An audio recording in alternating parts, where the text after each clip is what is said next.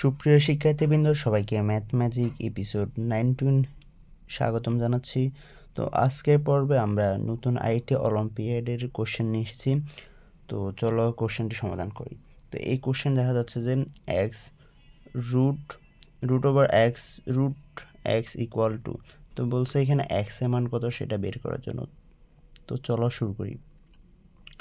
তো প্রথমে আমরা এটা সমাধান করার জন্য উভয় পক্ষে বর্গ করে দেব। উভয় পক্ষে বর্গ করে দিলে এখানে বর্গ স্কয়ার চলে আসবে আর 2 স্কয়ার হবে। তো বর্গ করার পরে যেহেতু বর্গ করছি তাহলে এক্স এর উপরও বর্গ হবে, তাহলে হবে কত এস স্কয়ার। আর এখানে রুট ওভার উপর যেহেতু স্কয়ার করতে হবে তাহলে সেটি আমি আলাদা করে লিখতেছি। আর 2 স্কয়ার হচ্ছে 4।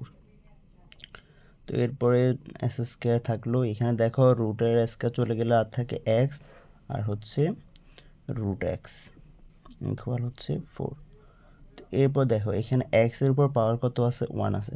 তো সূচকের নিয়ম অনুসারে তাহলে আমি যদি এটার সাথে এটা যোগ করে দিই তাহলে কত হবে, এক্স এর পাওয়ার হবে কিউব আর থাকে হচ্ছে রুট এক্স ইকুয়াল 4। তারপর হচ্ছে এখন আমি আবার উভয় পক্ষে বর্গ করে দেব। আবার উভয় পক্ষে বর্গ করে দিলে x cube root x whole square equal হচ্ছে 4 স্কয়ার। তো এরপরে দেখো এক্স কিউবের উপর যদি বর্গ করা হয় তাহলে হবে এক্স টু দি পাওয়ার 6, আর রুট এক্সের উপর যদি বর্গ করা হয় তাহলে হবে এক্স 4 স্কয়ার হচ্ছে 16। তো এখন দেখো এখানে এক্স এর উপর পাওয়ার কত আছে, 1 আছে।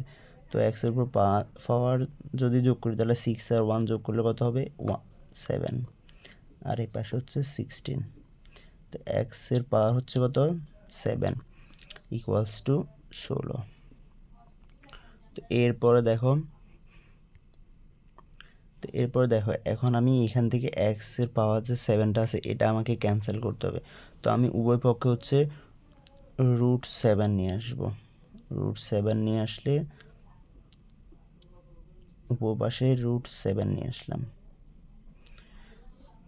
তো এখানে রুট 7 চলে যাবে আর থাকবে হচ্ছে এক্স। তো এক্স ইকুয়ালস টু আসে কত, তাহলে রুট পাওয়ার 7 আর হচ্ছে 16। তো এটা হচ্ছে আমার আলটিমেটলি আনসার। তো আশা করি তোমরা ম্যাথটা খুব ভালোভাবে বুঝতে পেরেছ। না বুঝে থাকলে সেটা কমেন্ট বক্সে জানাতে ভুলবে না।